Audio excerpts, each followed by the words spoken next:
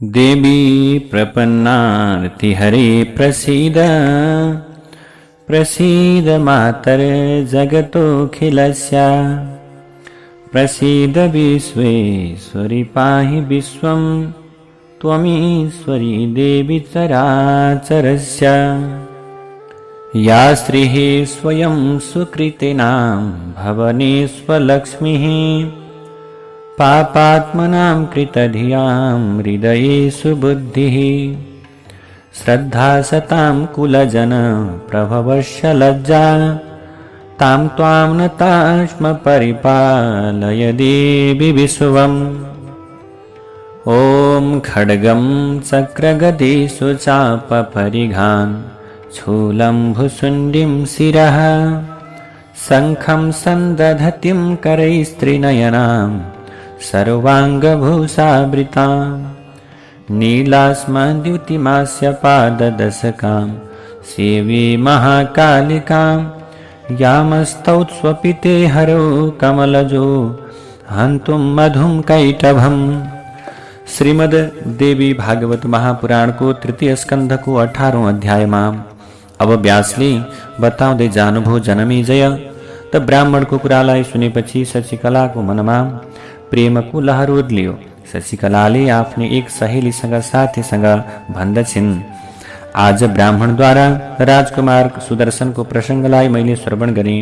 मेरो मनमा ती पुरुष राम्रो कुलका हुन् भन्ने लाग्यो। अब मलाई राजमहल उपवन पर्वत आदि कुनै ठाउँमा शान्ति मिल्दैन।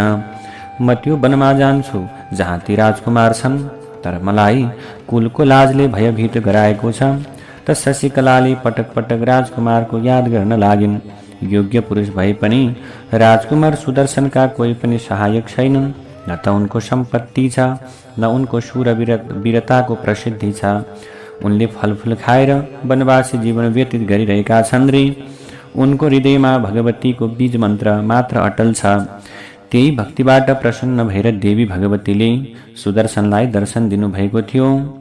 शृङ्गवीरपुराध्यक्षो निषादः समुपेत्यतं ददौ रथवरं तस्मै सर्वोपस्कर संयुतम्। एक दिन भगवतीको कृपाले गर्दा शृङ्गवीरपुरका अध्यक्ष निषाद सुदर्शन समक्ष आएर उनलाई एउटा उत्तम प्रकारको रथको प्रदान गरे।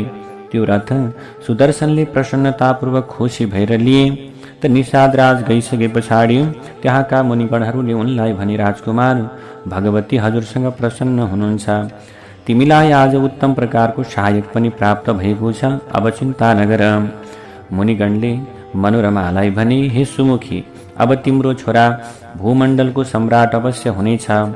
मुनिगणको कुरालाई सुनेर मनोरमाले भनिन्, हजुरहरूको आशीर्वादले मेरो छोरा अवश्य राजा हुनेछ। हे ब्राह्मण देवहरू, यसमा मलाई कुनै पनि प्रकारको शङ्का छैन।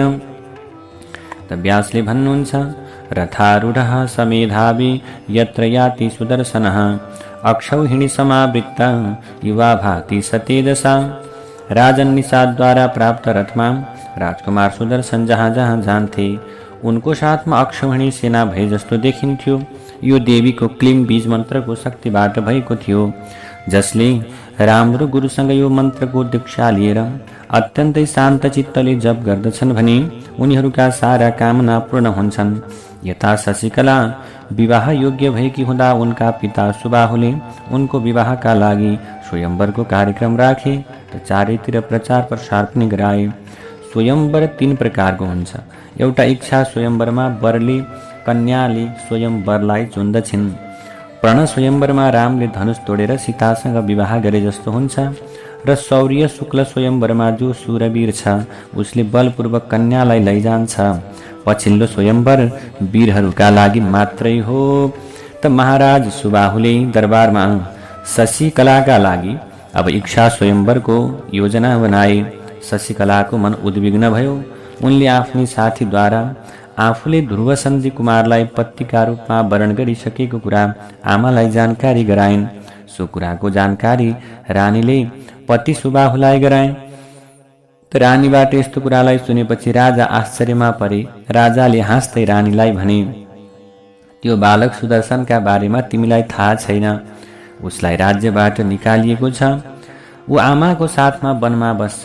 त्यो निर्धन बालक मेरी छोरीको श्रीमान पति कसरी हुन सक्छ? स्वयंवरमा सम्पत्तिशाली वीर नरेशहरू आउँदैछन्। त राजाको कुरालाई सुनेपछि रानीले शशिकलालाई काखमा लिएर भन्न लागिन्, नानी, तिम्रो भनाइले त तिम्रा पितालाई कष्टको अनुभव भएको छ, कष्टको गाह्रो अनुभव भएको छ। किनकि सुदर्शन मन्दभागी, राजच्युत र आश्रयले विहीन बालक पो रहेछ। यो समयमा अब त्यो सुदर्शनले, आज सुदर्शनको भाइले कौशल देशमा राज्य चलाएको छ रे। ऊ अत्यन्त सुन्दर छ। आमाको कुरालाई सुनेपछि त शशिकलाले भन्दछिन्, मातर्ममेप्सितः कामं वनस्थोऽपि नृपात्मजः सर्याति वचनेनैव सुकन्या च पतिव्रता। माता, मलाई यो वनवासी राजकुमार नै अभिष्ट छ। राजा सर्यातिकी पतिव्रता कन्या सुकन्या च्यवन ऋषिलाई पतिका रूपमा वरण गरेर पतिको सेवा शुश्रूषामा तत्पर भएकी, पतिको सेवामा शुश्रूषामा तयार भएकी थिइन्। त्यस्तै म पनि पतिको सेवामय जीवन व्यतीत गर्नेछु। त सुदर्शनलाई पतिका रूपमा वरण गर्नका निम्ति देवी भगवतीले मलाई सपनामा आज्ञा दिनु भइसकेको छ, अथवा मलाई सपनामा आएर देवी भगवतीले आज्ञा दिइसक्नु भएको छ। म त देवीबाट आज्ञा प्राप्त गरिसकेकी छु। यसरी धेरै उदाहरण दिएर उनले आमालाई भनिन्, म सुदर्शन बाहेक अरूसँग विवाह गर्दिन। त्यसपछि रानीले छोरीको सबै कुरा राजालाई भनिन्। त स्वयंवरको समय नजिक हुँदा शशिकलाले एकजना ब्राह्मणलाई भरद्वाजको आश्रममा पठाइन्। एकजना ब्राह्मणलाई उनले ब्राह्मणलाई भनिन्, त मेरो सन्देश सुदर्शनलाई दिनु। मेरा पिताले स्वयंवरको सारा तयारी गरिसक्नु भएको छ। मेरो विवाहका लागि स्वयंवरमा धेरै बलशाली राजाहरू आउँदैछन्, तर मैले उहाँलाई पति वरण गरिसकेकी छु। देवी भगवतीले पनि मलाई सपनामा भनिसक्नु भएको छ, यहाँ देवतुल्य राजकुमारहरू मेरा पति हुनेछन्, अथवा भनौँ देवतुल्य राजकुमार मेरा पति हुनुहुनेछ भन्ने कुरा देवीले मलाई स्वप्नमा भन्नुभएको छ। विष खानु बरु ठिक हुन्छ, अथवा बलिरहेको आगोमा आफूलाई हवन गर्नु सम्भव छ। तर पनि माता पिताले नमाने पनि म उहाँलाई छाडेर अरू कसैलाई श्रीमान बनाउन सक्दिन, पतिदेव बनाउन सक्दिन।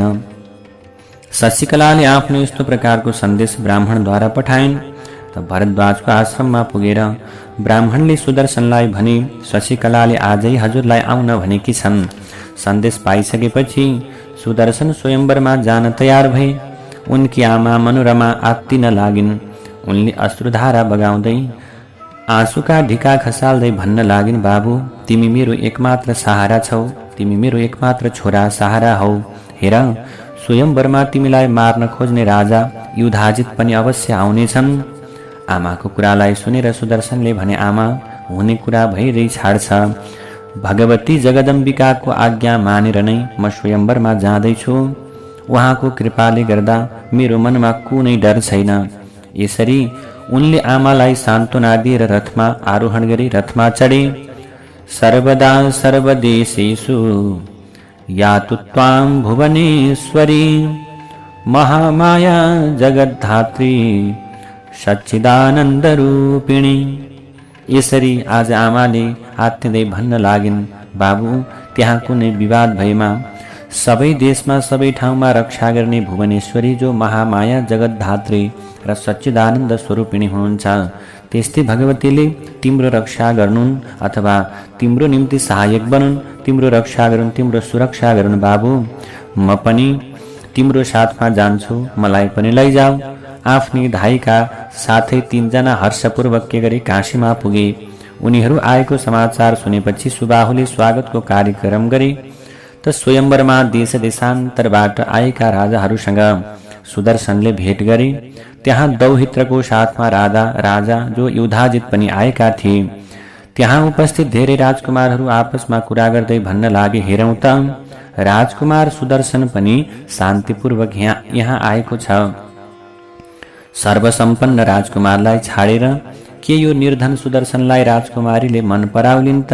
राजाहरूले यसरी कुरा गरेकै समयमा युधाजितले अरूलाई सुनाउँदै भने, म यो सुदर्शनलाई मृत्युको मुखमा पुर्याइदिन्छु। त युधाजितको कुरा सुनेपछि केरल नरेशले भने, राजन, कन्यालाई इच्छाअनुसार पति वरण गर्न यो स्वयंवर रचिएको छ। यहाँ युद्ध गर्नु ठिक हुँदैन, अनुचित छ। बलपूर्वक कन्यालाई प्राप्त गर्न सकिँदैन। राजन, हजुरले अन्यायपूर्वक सुदर्शनलाई राज्यबाट निकालिदिनुभयो। ककुत्स्थोऽयं महाभाग कोसलाधिपतेः सुतः कथमेनं राजपुत्रं हनिष्यसि निरागसम्। रघुवंशमा उत्पन्न सुदर्शन पनि कोसलराज ध्रुव सन्धिका छोरा हुन्। यी निरपराध कुमारलाई हजुर कसरी मार्नुहुन्छ? विवेकी पुरुषले यो विषयमा परस्पर द्वेष भाव गर्न सर्वथा अनुचित छ। जनमेजय यसरी केरल नरेशले सम्झाइसकेपछि युधाजितले भने, हे केरल नरेश, निश्चय नै हजुर राजाहरूमा सत्यवादी हुनुहुन्छ, तर ल भन्नुहोस् त सम्भ्रान्त राजाहरूको उपस्थिति हुँदाहुँदै यी कन्या रत्नलाई कुनै अयोग्य व्यक्तिले लैजानु के ठिक छ त? योग्येषु वर्तमानेषु कन्या रत्नं कुलोद्वह अयोग्योर्हति भूपाल न्यायोऽयं तव रोचते। त्यसैले यहाँ सम्भ्रान्त धेरै राजा हुँदाहुँदै यी कन्यालाई कुनै अयोग्य व्यक्तिले लैजानु ठिक हुन्छ त? के यो न्यायसङ्गत छ त? के सुदर्शन यी कन्या रत्नका लागि योग्य छ त? हेर्नुहोस्, ब्राह्मणको बल वेद हो, राजाहरूको बलले धनुषसँग सम्बन्ध राख्छ भने के मैले भनेको कुरा अन्यायपूर्ण छ त? यसरी राजाहरूमा परस्पर विवाद हुँदै गयो। त्यसै समयमा राजा सुबाहुलाई राजसभामा बोलाइयो। त राजाहरूले सुबाहुलाई भने, राजन, स्वयंवरको काम किन ढिला भएको हो? हजुरकी छोरी कसलाई दिने विचारमा हुनुहुन्छ? त्यसपछि राजा सुबाहुले भने, राजाहरू, मेरी छोरीले त सुदर्शनलाई पतिका रूपमा चुनेकी छ। सुदर्शन पनि यहाँ आएका छन्। उनको साथमा एकजना पनि सहायक छैनन्। यो अवस्थामा भन्नुस् म के गरौँ? यो कुरालाई सुनेपछि राजाहरूले सुदर्शनलाई बोलाएर भने, राजकुमार, यहाँ तिमीलाई कसले बोलायो? न तिम्रा सेना छन्, न मन्त्री छन्, न तिम्रो खजाना छ, न तिमी बलवान नै छौ। तिमी के गर्न चाहेका हौ? तिमी के गर्न चाहिरहेका छौ? हेर, राजकुमारीलाई पाउन यहाँ तिम्रो भाइ शत्रुजित पनि आएको छ। उसको सहायता गर्न युधाजित आएका छन्।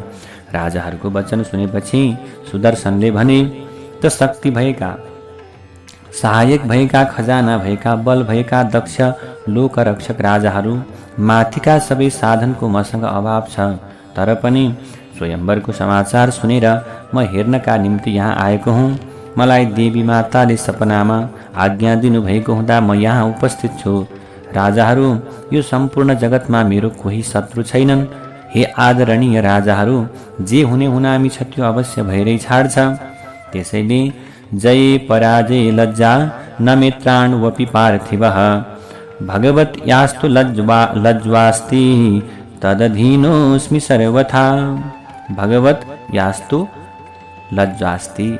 अब त्यहाँ उनले भन्छन्, म हजुरहरूलाई सत्य कुरा भन्छु। मलाई आज विजयसँग पनि आज कुनै सम्बन्ध छैन, पराजयसँग पनि सम्बन्ध छैन। म देवीको अधीनमा छु। भगवतीको आज्ञाले नै म यहाँ उपस्थित भएको हुँ। त यसरी सबै राजाहरूले सुदर्शनको कुरा बुझे। त्यसपछि उनीहरूले भने, राजकुमार, तिमी सज्जन छौ, तिम्रो बाणीमा सत्यता छ, परन्तु उज्जैनीका राजा तिमीलाई मार्न चाहन्छन्। हामीहरू तिमीमाथि दयाको भाव राख्दछौँ। अब यो विषयमा तिमी आफै सोच। यो कुरालाई सुनेपछि सुदर्शनले भने, राजाहरू, कहिल्यै पनि कुनै प्राणी कसैले मार्दैमा मर्दैन। सारा जगत दैवको अधीनमा छ। तत्वदर्शी विद्वानहरूले कर्मका 3 प्रकारका भेद बताएका छन्, सञ्चित कर्म, वर्तमान कर्म र प्रारब्ध कर्म। त्यस्तै काल कर्म र स्वभाव, यी 3बाट सम्पूर्ण जगत स्थिर छ। काल नआइकन देवताहरूले पनि कसैलाई मार्न सक्दैनन्। त्यसैले अब के हो त भने शत्रुता पनि निमित्त मात्र हो। कसैको हातबाट कसैको मृत्यु भयो भने त्यो निमित्त मात्र हो। सबैलाई मार्ने अविनाशी काल नै हो। धर्ममा आस्था राख्ने भएका हे राजाहरू, म कहिल्यै पनि युधाजित राजासँग डराउँदिन। राजाहरूको यो समाजमा म निर्भीक भएर निडर भएर आएको छु। राजाहरू, युधाजित सुखी रहन्। मेरो उनीसँग कुनै शत्रुता छँदै छैन। त सुदर्शनको ज्ञानले पूर्ण बाणीलाई सुनेर राजाहरूको मनमा प्रसन्नता आयो। स्वयंवरको समयमा आएका अलौकिक भेषधारी राजाहरू स्वयंवर हेर्ने इच्छाले बसेका थिए। सबैजना राजकुमारी कति बेला आउँछिन् भनेर उत्सुकतामा थिए। त राजाहरू सोच्दै थिए राजकुमारीले कुन श्रेष्ठ राजकुमारलाई आज वरण गर्लिन् त नरेशहरूले भने राजकुमारीले सुदर्शनलाई वरण गरिन् भने अवश्य पनि यहाँ युद्ध हुनेछ। त सुबाहुको राजभवनमा बाजाहरूको ध्वनि पनि सुरु भयो। केही समयपछि सुबाहुले शशिकलालाई भने उठ, फुलमाला लिएर सभाभवनतर्फ लाग। त्यहाँ जो गुणवान छ, जसलाई तिमी रूपवान र श्रेष्ठ सम्झन्छौ, तिनलाई फुलमाला पहिराएर वरण गर र आफ्नो इच्छा अनुसार श्रीमान पतिदेव चुन। शशिकलाले भनिन्, पिताजी म उपस्थित राजाहरूका अगाडि जाँदै जान्न। पिताजी मैले धर्मशास्त्रको वचन सुनेकी छु, आफ्नी स्त्रीले केवल एउटा पतिमा मात्र दृष्टि राख्नुपर्छ। अनेक पुरुषहरूको अगाडि जाने स्त्रीको सतीत्व सुरक्षित रहन सक्दैन पिताजी। त्यसैले धेरै ती पुरुषहरूको गुण र दोषमाथि विचार गर्न लाग्ने यो अवस्था ठिक होइन। अनि उसको मनमा जो व्यक्ति अथवा जो स्त्री, जो महिला धेरै पुरुषहरूलाई देख्दछन्, उनको मनमा तरह तरहका भावनाहरू उठ्दछन्। वासनायुक्त पुरुषलाई हेर्नु उसको स्वभाव बन्दछ। के त्यस्तै म पनि स्वयंवरमा गएर खराब वृत्ति अपनाऊ त? गणिका वृत्ति अपनाऊ? धर्मशास्त्रे श्रुतं तात मयेदं वचनं किल एक एव वरो नार्या निरीक्षः स्यान्न चापरः। मैले धर्मशास्त्र पढेकी छु पिताजी। एउटी पतिकी पत्नीलाई नै पतिव्रता भनिन्छ। हे पिताजी, हजुरलाई जानकारी छ, मैले सुदर्शनलाई श्रीमान बनाइसकेकी छु। सुदर्शनसँगै मेरो विवाह सम्पन्न गरिदिनुहोस्। यसरी शशिकलाको कुरालाई सुनेर राजा सुबाहुको मन चिन्ताले आकुल व्याकुल भयो। आफ्ना सेवक र सैनिकका साथमा अनेक देशका नरेशहरू राजभवनमा उपस्थित थिए। राजा खिन्न मन पार्दै विचार गर्न लागे, यदि मैले राजाहरूलाई स्वयंवरमा कन्या आउँदिन भने आज निर्बुद्धि नरेशहरूले मलाई मार्नेछन्। निसहाय र निर्धन भएको त्यो सुदर्शन एक्लै छन् भने। सुबाहु यस्तो प्रकारको सोचमा परे। चिन्तातुर हुँदै उनी राजाहरूको अगाडि आए। सबैलाई उनले भने, छोरी स्वयंवरमा आउँदैन भन्दछिन्, म के गरौँ? पूजा आदि कुरा स्वीकार गरेर हजुरहरू आफ्नो आफ्नो घरतर्फ लाग्नुहोस्। कन्या मेरो बसमा छैनन्। जबरजस्ती गरीमा मर्न तयार भएकी छन् छोरी। मेरी छोरीलाई हजुरहरू आफ्नै छोरी बराबर सम्झनुहोस्। त राजाको कुरालाई सुनेपछि अरू सबै राजाहरूले ल ठिकै छ भने चुप लागे। तर युधाजितले रिसाउँदै भन्दछन्, राजा सुबाहु, तिमी त मूर्ख हौ। के तिमीले सम्पूर्ण राजालाई अपमानित गरेर छोरीको विवाह सुदर्शनसँग गर्न चाहेका हौ? तिमीले आज सबै राजालाई छाडेर सुदर्शनलाई ज्वाइँ बनाउने विचार गरेका छौ। म अहिले नै पापी तिमीलाई मारेर तिम्री छोरीको विवाह मेरो नातिसँग गराउने छु। मैले सुदर्शनलाई भरद्वाज मुनिकै आश्रममा भएको बेला मारिदिने थिएँ। त भरद्वाज मुनिको कुरालाई मानेर नै मैले यसलाई छाडिदिएको थिएँ। आज म यसलाई कुनै पनि प्रकारबाट छाड्दिन। तिमी पनि स्त्री पुत्र सहित राम्ररी विचार गर। कुलम वित्तम बलम रूपम राज्यम दुर्गम सुहृद जनम दृष्ट्वा कन्या प्रदातव्या नान्यथा सुखमृच्छति। कुल, धन, बल र रूपको पनि विचार गर र त्यसरी मात्रै छोरीको के गर्नु? विवाह गर्नु, नत्र सुखको प्राप्ति हुँदैन। र आफ्नी छोरीलाई सहेलीको साथमा स्वयंवरमा लिएर आऊ। युधाजितको त्यो उत्तेजनापूर्ण वचनलाई सुनेर दुखी भएका सुबाहुले पत्नीसँग भने, भयङ्कर कलह मच्चियो श्रीमती, अब कसो गर्ने? त श्रीमानको कुरालाई सुनेपछि रानी शशिकलाको समीपमा गइन्। उनले भनिन्, छोरी, सुदर्शनलाई छाडेर अन्य कुनै राजकुमारलाई वरण गर है। यदि तिमीले हठ गर्यौ भने युधाजितले हामीलाई सबैलाई मार्नेछन्। त माता पिताको वचनलाई सुनेर शशिकला कति पनि डराइनन्, उनी आत्तिनन्। उनले निर्भीकतापूर्वक बोलिन्, आमा बुबा, हजुरहरू डराउनु भएको छ।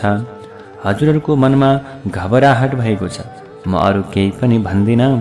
या त मेरो विवाह सुदर्शनसँग गरिदिनुहोस्, अन्यथा मलाई नगरबाट बाहिर निकालिदिनुहोस्। दैवको विधानलाई कसैले पनि टार्न सक्दैन। छोरीको कुरालाई सुनेपछि सुबाहुले भने, छोरी, यदि तिमी सहमत हुन्छौ भने सीताको विवाह गर्दा राजा जनकले जसरी शर्त राखेका थिए त्यसै गरी तिमी पनि सबैका अगाडि एउटा कठिन शर्त राखिदेऊ। यसो गर्नाले विवादको कारण समाप्त हुन्छ। त्यसपछि आनन्दपूर्वक तिम्रो विवाह मैले सुदर्शनसँग गरिदिनेछु भनेर यसरी पिताले भनिसकेपछि अब शशिकलाले भनिन्, पिताजी म यस्ता संदिग्ध प्रकारका कुरामा जान्न, किनभने मैले सुदर्शनलाई श्रीमान स्वीकार गरिसकेकी छु। पिताजी हजुर सबै राजाहरूलाई आज स्वयंवर भोलि हुन्छ, हजुरहरू भोलि उपस्थित हुनुहोस् भनेर भन्नुहोस्। त्यसपछि आज राति नै मेरो विवाह वैदिक विधि अनुसार सुदर्शनका साथमा सम्पन्न गरिदिनुहोस्। यो थाहा पाएर रिसाएर राजाहरूले हामीसँग युद्ध गर्न खोजे भने हाम्रो सहायता चण्डिका भगवतीले गर्नुहुनेछ। संयोगवश सुदर्शनको मृत्यु भएमा म सती जानेछु। त सुबाहुलाई छोरीको कुरा ठिक लाग्यो। उनले छोरीको भनाइअनुसार चल्ने निर्णय गरे। सुबाहुको अन्तस्करण पवित्र थियो। छोरीको भनाइअनुसार उनी राजाहरूका समक्षमा गए र उनले भने, स्वयंवरको काम भोलिलाई सारियो, हजुरहरू आफ्नो निवासमा जानुस्। अब हजुरहरू भोलि आउनुहोला भन्ने प्रकारको कुरालाई उनले के गरे भने बताए। नायाति पुत्री किल मण्डपेत्र समेत्य किं भूपतयोऽत्र कामम् प्रातः समाश्वास्य सुतां नयिष्ये गच्छन्तु तस्मा शिबिराणि भूपाः। आज छोरी शशिकला कुनै पनि हालतमा स्वयंवरमा आउन मानिनन्। तसर्थ हजुरहरू अब के गर्नुहोस् त भने शिबिराणि भूपाः, शिविरमा जानुहोस्, भोलि आउनुहोला। त स्वयंवरका लागि छोरीलाई भोलि उपस्थित गराउनेछु। सुबाहुको कुरालाई सुनेपछि सबै राजाहरू आफ्ना आफ्ना शिविरतर्फ लागे। त्यसै रातमा राजाले गोप्य ठाउँमा शशिकलाको विवाह सुदर्शनसँग विधि विधानपूर्वक गरिदिए, सम्पन्न गरे। त्यसपछि विधिवत रूपमा लाभाको होम र अग्नि प्रदक्षिणा समेत भयो। सुबाहुले प्रेमपूर्वक 87 हात्ती दाइजोका रूपमा सुदर्शनलाई दिए। त शशिकलालाई पनि बहुमूल्य रत्न र वस्त्रहरू दिए। सुदर्शनलाई हतियारबाट सुसज्जित भएका 1000 सेवक र यथोचित प्रकारको द्रव्य अनि 2000 घोडाहरू पनि दाइजोका रूपमा प्रदान गए। त्यसपछि सुबाहुले रानी मनोरमालाई हात जोडेर प्रणाम गरे। राजाले भने, राजकुमारी हजुर कुशल क्षेत्राणी हुनुहुन्छ, म हजुरको सेवक हुँ। हजुरको मनमा जे कुरा छ त्यो कुरा मलाई भन्नुहोस्। त्यसपछि मधुर वचनले मनोरमाले भन्न लागिन्, राजन हजुरबाट मेरो खूब सम्मान भयो। हजुरले आफ्नो कन्या रत्न मेरो छोरा सुदर्शनलाई दिनुभयो। त विवाहको सम्बन्ध गर्दा सबैले आफू समान कुल, आफू समान धन, आफू समान बल, आफू समान बल भएको अथवा आफ्नो समान बराबरसँग सम्बन्ध राख्न खोज्छन्। यो समयमा मेरो निर्धन छोरालाई कन्या कसले दिन्थ्यो र? हजुरले झगडा सहेर पनि मेरो छोरालाई आफ्नी छोरी दिनुभयो, म धन्य रहेछु। मनोरमाको वचनलाई सुनेर राजालाई अपार आनन्द भयो। त राजाले पुनः हात जोडेर भन्दछन्, मेरो राज्य अत्यन्त प्रसिद्ध छ। यस राज्यमा हजुरले अब यो राज्यलाई स्वीकार गर्नुहोस्। म हजुरहरूका सेनाध्यक्ष भएर रहनेछु। अब म राजा होइन, हजुरहरू राजा हुने, राज्य चलाउने, हजुरहरूको सेनाध्यक्ष भएर म रहने। भनेपछि सुबाहुको वचनलाई सुनेर मनोरमाले भन्दछन्, राजन हे राजा, हजुरको कल्याण होस्। हजुर निर्भय भएर आफ्ना छोराका साथमा राज्य गर्नुहोस्। मेरो छोरा सुदर्शनले पनि अयोध्याको राज्य गर्नेछ। राजन अब हामीलाई यहाँबाट जाने आज्ञा दिनुहोस्। त भगवती देवीले हजुर हामी सबैको कल्याण गर्नुहुनेछ। यसरी मनोरमा र सुबाहु बीचमा वार्ता हुँदै हुँदै गर्दा रात बित्यो। अरू राजाहरू पनि बिहान विवाह भएको कुरा थाहा पाए। सबै आएर के भए त सबै प्रकारको कुरालाई थाहा पाए। अनि सबै राजाहरू बिहान आएर क्रोधित भएर भन्न लागे, यो कलङ्की राजा सुबाहु र सुदर्शनलाई मारेर यसको राज्य लक्ष्मी सहित शशिकलालाई छिन्नु पर्दछ। यसो गरेनौ भने हामीहरू कसरी आफ्नो भवनमा जाने? त राजाहरू क्रोधित अवस्थामा थिए। त्यसै समयमा सुबाहु सबैका अगाडि उपस्थित भए। उनले राजाहरूलाई भन्दछन्, मेरी छोरीले सुदर्शनलाई श्रीमान बनाइन्, पति बनाइन्। हजुरहरू दुःख नमानिकन भोजनका लागि मेरो घरमा पाल्नुहोस्। त सुबाहुको कुरालाई सुनेपछि अत्यन्त रिसाएका राजाहरूले भन्दछन्, हामीले भोजन गरिसक्यौँ। त रिसाएका राजाहरूले निर्णय गरे कि सुदर्शनको बाटो छेक्ने र त्यही उसलाई मारेर कन्यालाई छिनेर लैजाने। विरोधी राजाहरू सुदर्शनको बाटो छेकेर बसे। यो कुरा सुदर्शनले थाहा पाए त उनले सुबाहुलाई भने, हामीलाई जाने आज्ञा दिनुहोस्। हामी भरद्वाज मुनिको आश्रममा गएर सावधानीपूर्वक बस्ने ठाउँको विचार गर्दछौँ। यी राजाहरूबाट हजुर कति पनि नडराउनुहोस्। जगन्माता भगवतीले सदा हाम्रो रक्षा गर्नुहुनेछ। सुदर्शन त्यहाँबाट हिँडे। सुबाहुले पछि पछि विशाल सेनासहित साथ दिए। सुदर्शनमा पनि असीम प्रकारको शक्ति थियो। त पत्नीका साथमा उनी रथमा बसेका थिए। सुबाहु आत्तिएका थिए, तर सुदर्शन प्रसन्न थिए। त्यसै समयमा सुदर्शनले विधिपूर्वक भगवतीको ध्यान गरे। त्यसैले त्यहाँ तत्कालै रिसाएका नरेशहरू राजाहरू कोलाहल गर्दै राजकुमारीलाई छिन्ने विचारले अगाडि बढ्न थाले। त युधाजित र शत्रुजित सुदर्शनको सम्मुख भए। शत्रुजित सुदर्शनको सौतेनी भाइ थियो। त त्यहाँ रोमाञ्चकारी भीषण युद्ध हुन लाग्यो। त्यसै समयमा सिंहमाथि बसेकी साक्षात भगवती त्यही नै प्रकट हुनुभयो। त सबै राजाहरू आश्चर्यचकित भए। सुदर्शनले सुबाहुलाई भने, महाराज हेर्नुहोस्, भगवतीको ममाथि आज भगवतीले कृपा गर्न लाग्नुभयो। म देवीको कृपाले निर्भय छु। अब आज सिंह ठुलो स्वरले गर्जन लाग्यो। दिशाहरू डरलाग्दा भए। सुदर्शनले सेनाध्यक्षलाई भने, अगाडि बढ। त राजाहरू बाटो छेकेर डटेर बसेका थिए। त सुदर्शनको आज्ञा अनुसार सेनाध्यक्ष अगाडि बढेको देखेर युधाजितले सबैलाई भन्दछन्, सिंहमाथि बसेकी एउटी नारीलाई देखेर हजुरहरू किन डराउनुहुन्छ? किनकि त्यहाँ देवी आउनुभएको थियो। त उनी सबैलाई एकत्रित गरेर युद्ध गर्न लागे। केही क्षणमै युधाजित र शत्रुजित रथबाट खसे। उनीहरू दुवैको मृत्यु भयो। दुवैको मृत्यु भएको देखेर सुबाहु खुसी भए। सुबाहुले भगवतीको प्रार्थना गर्न लागे, स्तुति बिन्ती गर्न लागे। त उनले, जगतधारिणी माता, हजुर सर्वव्यापक हुनुहुन्छ। हे देवी, म एउटा तुच्छ प्राणीले हजुरको चरित्र वर्णन कसरी गर्न सक्छु र भन्दै प्रार्थना गरे। त्यसरी राजाले भन्दछन्, आमा, न मैले हजुरको बीज मन्त्र जानेको छु, न त भजन नै। आज हजुरको प्रकट रूप देख्दा, आज हजुर यसरी प्रकट भएर आज हजुरको यो रूपलाई देख्दा म अत्यन्त पूर्ण परिचित भएँ।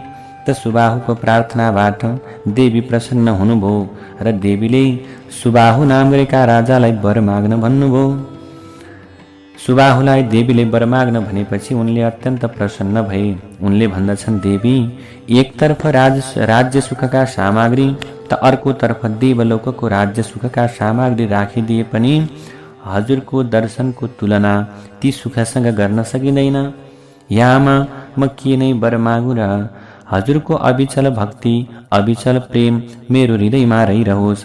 हजुरको निवास सधैँ काशीमा होस्। भगवती दुर्गाको नामबाट हजुरको प्रशंसा होस्।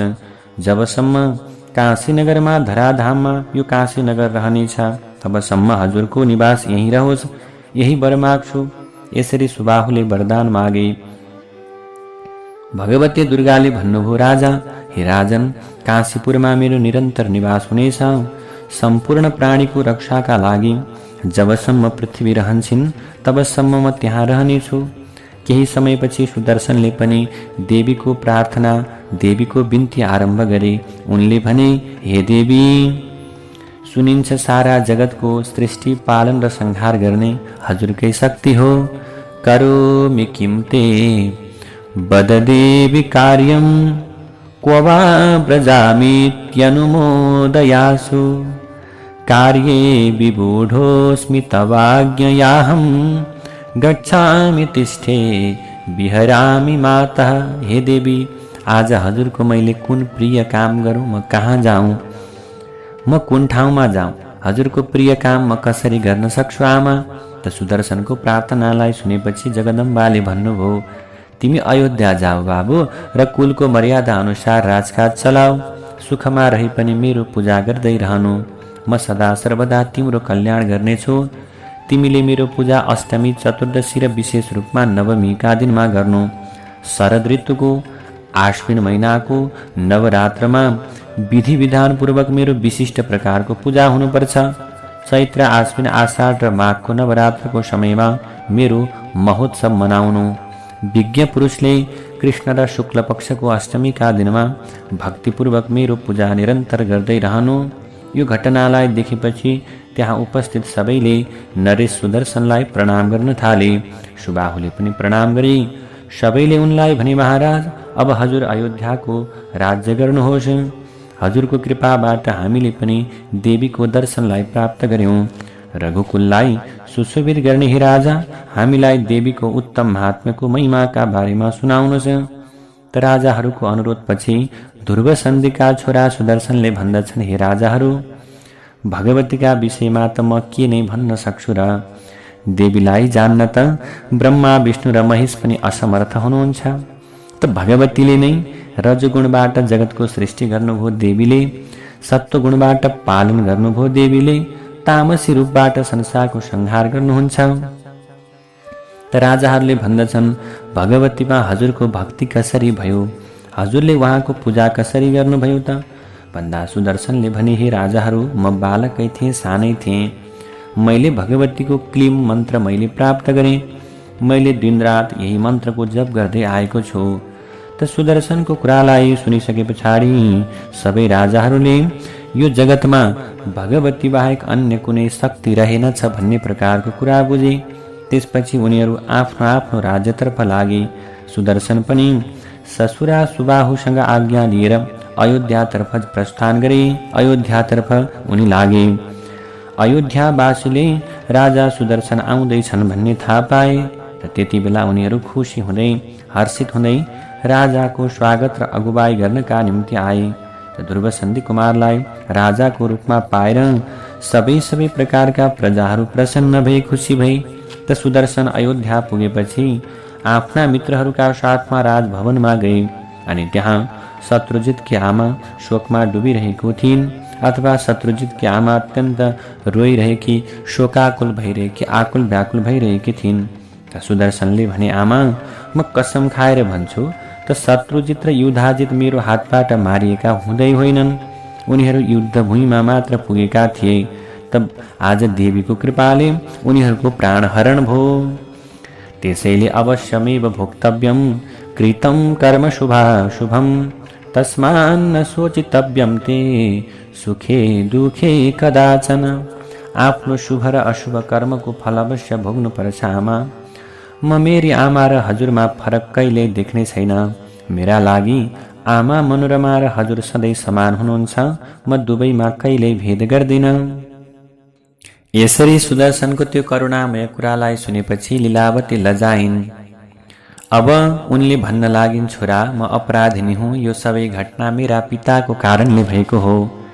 विमाता आज ती सौतेनी आमा लीलावतीको कुरालाई सुनेपछि सुदर्शनले आज उनका चरणमा शिर झुकाएर प्रणाम गरे। त त्यसपछि आफ्नो भव्य भवनमा उनी प्रवेश गरे। त्यहाँ उनकी आमा मनोरमा बसिरहेकी थिइन्। त त्यहाँ पुग्ना साथ प्रजाहरूले राज्यारोहणको आग्रह गरे। त सुदर्शनले भने, पहिले भगवतीको मन्दिर बनाएर देवीको स्थापना गरेर देवीको पूजा गरेर मात्रै म राज्य गर्नेछु। र त्यसपछि मन्त्रीहरूले देवीको भव्य मन्दिर बनाएर श्रद्धा र भक्तिपूर्वक देवीको स्थापना गरे। तब देवीको स्थापना भइसकेपछि सुदर्शनले त ब्राह्मणहरूलाई बोलाएर शुभ मुहुर्तमा पैतृक सम्पत्ति र राज्यभारको अधिकारलाई स्वीकार गरे। त सुदर्शन गद्दीमा आरोहण भइसकेपछि धर्मको मर्यादा पालन गर्दै प्रजाहरूलाई सुखी राख्न थाले।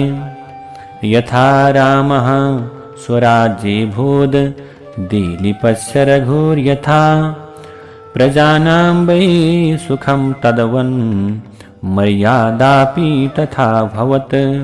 जुन समयमा राजा रघु पिता दिलीपको राजगद्दीका उत्तराधिकारी भएका थिए, अथवा त्यो राज्यलाई उनले ग्रहण गर्ने अधिकार पाएका थिए, उत्तराधिकारी भएका थिए, त्यसै समयमा उनले प्रजालाई सुखी राखेर मर्यादाको रक्षा गरेका थिए। त्यसै अनुरूप सुदर्शनले पनि शासन गर्न लागे। यता राजा सुबाहुले पनि देवीको मन्दिर बनाए।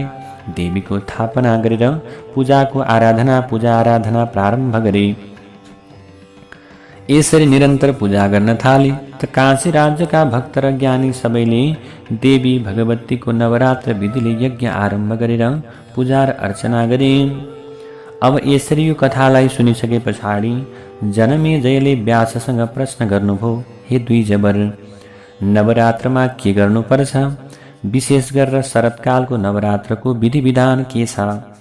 यो नवरात्रको फल अनि व्रतको विधिका विषयमा विस्तारपूर्वक बताउनुहोस् भनेर जनमेजयले प्रश्न गर्दा व्यासले भन्नुभयो, राजन, शरतकालको नवरात्रमा देवीको उपासना गर्नुपर्छ। त्यसै अनुरूप वसन्त ऋतुको नवरात्रमा पनि देवीको प्रेमपूर्वक पूजा गर्नुपर्छ। यी दुवै ऋतु यमद्रष्टा नामबाट प्रख्यात छन्। चैत्र र असोज महिनामा पनि भक्तिपूर्वक पूजा गर्नुपर्छ। औँसीको दिनमा उत्तम सामग्री एकत्रित गरेर त्यो दिन हविष्यान्न मात्र भोजन गर्नु। समतल भूमिमा मण्डप बनाउनु पर्छ। मण्डपस्थो प्रकर्तव्यः समे देशे शुभे स्थले हस्तषोडशमानेन स्तम्भध्वजसमन्वित स्तम्भध्वजसमन्वितः। मण्डप 9 हातको लामो, 7 हातको चौडाइ, 16 हातको बनाउनु। अनि यज्ञ प्रारम्भ गर्दा पहिले ब्राह्मणलाई वरण गर्नु। देवी पुराणको पाठ गर्नका लागि ब्राह्मणको व्यवस्था गर्दा 9, 5, 3 अथवा 1 जना ब्राह्मणलाई वरण गर्नु। ब्राह्मण शान्तिपूर्वक पारायण गर्न सक्ने हुनुपर्छ। त मण्डप तयार भएपछि बीचमा देवी भगवतीको स्थापना गर्नुपर्छ। त्यसपछि अरू देवताहरूको स्थापना गर्नुपर्छ। मङ्गलका लागि बाजा बजाएर भजन र देवीको प्रार्थना गर्नुपर्छ। प्रार्थना गर्दा, देवी, हजुर जगतकी आमा हुनुहुन्छ। म नवरात्रको उत्तम व्रत गर्दैछु। आमा, हजुर मेरा सबै कार्यमा सहायता गर्ने कृपा गर्नुहोस् भन्नुपर्छ। चन्दन, कपुर, कमल, अशोक, चम्पा, मालती, बेलपत्र आदिबाट देवीको पूजा गर्नुपर्छ। हवनका लागि त्रिकोण कुण्ड बनाउनुपर्छ। उत्तम वेदी बनाए पनि हुन्छ, तर यो पनि त्रिकोण नै हुनुपर्छ। राजन, विभवस्यानुसारेण कर्तव्यं पूजनं किल वित्तसाठ्यं न कर्तव्यं राजन शक्तिमखे सदा। शक्ति भएमा यज्ञका लागि धनको कृपण हुनु निषिद्ध छ। देवीको पूजा गर्दा कन्याको पनि उस्तै महत्त्व छ। पूजा विधिका अथवा भनौँ पूजामा कस्ती कन्याको अवस्थालाई प्रयोग गर्ने त भन्ने बारेमा सुन। 1 वर्षकी कन्यालाई 1 वर्षभित्रकी कन्यालाई पूजामा लिनु हुँदैन, किनभने उनी गन्ध र भोगको स्वादबाट अनभिज्ञ हुन्छन्। 2 वर्षकी कन्यालाई कुमारी भनिन्छ। 3 वर्षकी कन्या त्रिमूर्ति र 4 वर्षकीलाई कल्याणी भनिन्छ। 5 वर्षकीलाई रोहिणी, 6 वर्षकीलाई कालिका, 7 वर्षकीलाई चण्डिका, 8 वर्षकीलाई शाम्भवी र 9 वर्षकीलाई दुर्गा र 10 वर्षकी कन्यालाई सुभद्रा भनेर भनिन्छ। यहाँभन्दा माथि कन्या पूजनको विधि अनुसार 10 वर्षभन्दा माथि उमेरकोलाई पूजा नगर्नु। भनाइको अनुसार के गर्नु त कन्या पूजाको विधानका बारेमा ती सबै पूजाका लागि जति पनि छन् तिनीहरू निन्दनीय हुन्छन्। 10 वर्षभन्दा सानो उमेर भएकालाई पूजा गर्नु, 1 वर्षभन्दा माथि। यसरी कन्याको पूजन गर्दा कस्तो फल छ त भने 2 वर्षकी कन्याको पूजाबाट दुःख दारिद्र्यता समन भएर जान्छ, हटेर जान्छ। 3 वर्षकी कन्याबाट धर्म, अर्थ र कामको सिद्धि मिल्छ। 4 वर्षकी कन्यालाई पूजा गर्दा पुत्र पौत्र सम्वर्धन र राज्य सुख प्राप्त हुन्छ। 5 वर्षकी कन्यालाई पूजा गर्दा शत्रु दमनमा सफलता मिल्छ। 6 वर्षकीबाट धन र ऐश्वर्य प्राप्त हुन्छ। 7 वर्षदेखि 10 वर्षकी कन्याको पूजाबाट शक्ति माताद्वारा सबै कार्यमा सिद्धि प्राप्त हुन्छ। अब व्यासले बताउनु भएको छ, जनमेजयलाई, राजन, अब पूजाका लागि अयोग्य कन्याका बारेका विषयमा पनि के गर्नुभयो, बताउँदै जानुभयो। अब कामना सिद्धिका लागि के गर्नु? ब्राह्मण कन्या युद्धमा विजय प्राप्त गर्नका निम्ति पनि क्षेत्रीय कन्या, व्यापारमा लाभका प्राप्तिका निम्ति वैश्य कन्या, यसरी विभिन्न प्रकारले पूजा गर्नेका बारेमा बताउनुभयो। अब देवीको व्रतका बारेमा बताउनुभयो। त नवरात्रभरि व्रत बस्न सकिँदैन भने 3 दिनको व्रतबाट पनि यथोक्त फल प्राप्त हुन्छ। सप्तमी, अष्टमी र नवमी यी 3 दिन यी 3 तिथिमा देवीको उपवास व्रत गर्नु पनि राम्रो हो। यदि 9 दिन नै बस्न सकिन्न भने अष्टमी, सप्तमी, अष्टमी र नवमीमा बस्नु। नराधिता येन शिवा सनातनी दुखार्तिहा सिद्धिकरी जगदबरा दुखावृतः शत्रुयुतस्य भूतले नूनं दरिद्रो भवतीह मानवः। जसले पूर्व जन्ममा यो प्रकारको व्रतको पालना गरेका छैनन् त्यस्तालाई अर्को जन्ममा रोग लाग्छ, दुःख हुन्छ, दरिद्रता हुन्छ। त्यसैले जसरी हुन्छ देवीको नवरात्रको पूजा गर्नु। सुख प्राप्ति भयो भने नवरात्रमा देवीको व्रत गरेको रहेछ भन्ने जान्नु। अब व्यासले बताउनुहुन्छ, राजन, प्राचीन समयको कुरा हो। एकजना निर्धन वैश्य थिए। अत्यन्त उनी महादुखी। कोशल देशका एक सज्जनले उनको विवाह गरिदिएका थिए। उनका बालबच्चा धेरै भए। उनको भोक कहिल्यै पनि शान्त हुँदैनथ्यो। त उनी सधैँ अर्काको घरमा काम गरिरहन्थे। आफ्नो साह्रै कठिनतापूर्वक परिवार पालेका थिए। अब त्यो वैश्य सत्यवादी थिए। फेरि उनको मनमा अहंकार थिएन। देवता, पितृ र अतिथिको पूजा गरेर खाना खुवाएर मात्र आफूले खाने गर्थे। त दरिद्रताको कारणले ती वैश्य अत्यन्त आत्तिएका थिए। एक दिन उसको एकजना मुनिसँग भेट भयो। उनले मुनिसँग सोधे, ब्राह्मणदेव, मेरो दरिद्रता अथवा मेरो यो गरिबपन कसरी जाला त? मलाई धेरै धनको पनि इच्छा छैन। म धेरै सम्पन्न बनु भन्ने पनि छैन। ब्राह्मणदेव, मलाई त आफ्ना परिवारको भरण पोषण गर्ने शक्ति मात्रै भए पनि हुन्थ्यो। ती वैश्यले के गरे त भने फेरि योगीलाई भन्दछन्, मेरी छोरी फेरि अहिले विवाह योग्य भएकी छन्। अब म विवाहको कार्य कसरी पूर्ण गर्न सकुला? हे ऋषिवर, मलाई कुनै उत्तम व्रत बताइदिनुहोस् जसबाट मेरो कल्याण हुनेछ। त ब्राह्मणले वैश्यलाई नवरात्रको व्रतका विषयमा, ल बाबु, नवरात्रको व्रत गर्नु भनेर बताइदिनु भयो। त उनले वैश्यलाई देवीको पूजा गरेपछि हवन गर्नु र ब्राह्मणलाई भोजन गराउनु, यो प्रकारको कुरा भन्नुभयो। देवीको आराधना बाहेक जगतमा अरू ठूलो व्रत छैन। राज्य भ्रष्टेन रामेण सीता विरहितेन च किष्किन्धायां व्रतं चैतत् कृतं दुःखातुरेण वै। जब भगवान राम राज्यबाट च्युत हुनुभएको थियो, उहाँलाई सीताको वियोग परेको थियो। त रामले किष्किन्धामा यो व्रत गर्नुभएको थियो। उहाँले यो व्रत गरेर महाबली रावण र कुम्भकर्णलाई मार्नुभएको थियो। त्यसपछि रावणको भाइ विभीषणलाई लङ्काको राजा बनाइदिनु हो। त्यसपछि उहाँले अयोध्याको निष्कण्टक राज्यलाई भोग गर्नुभएको थियो। ती ब्राह्मणको कुरालाई सुनेर वैश्यले ब्राह्मणलाई गुरु बनाए। उनीबाट उनले भगवतीको माया बीज नामको मन्त्रको दीक्षा लिए।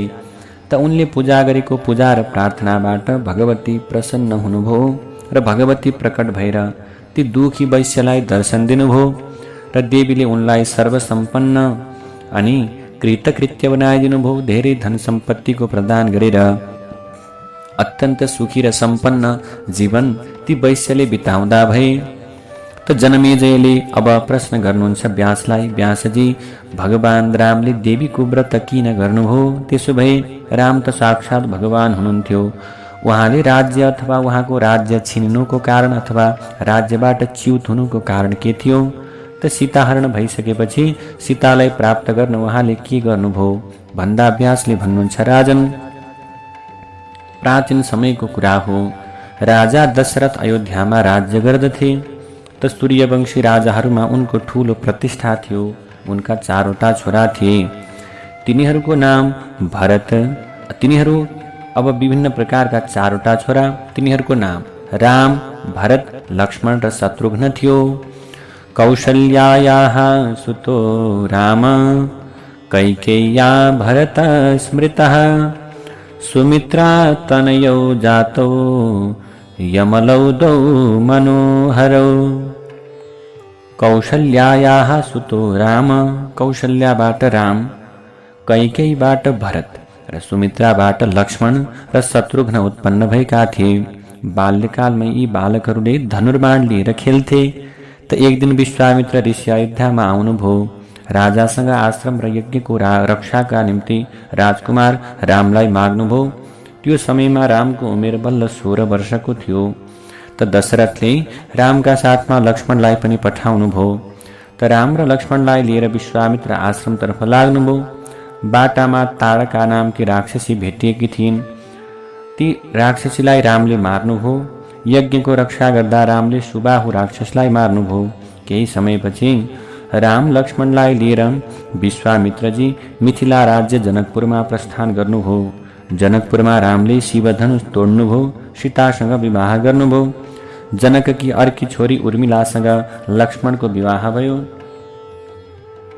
भरत र शत्रुघ्नको विवाह कुशध्वज नामका राजाकी छोरीसँग भयो।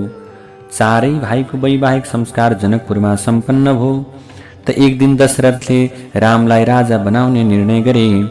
त्यो राजाको निर्णयलाई सुनेपछि रानी कैकेयीले दशरथसँग पहिलेका 2वटा वरदान मागिन्।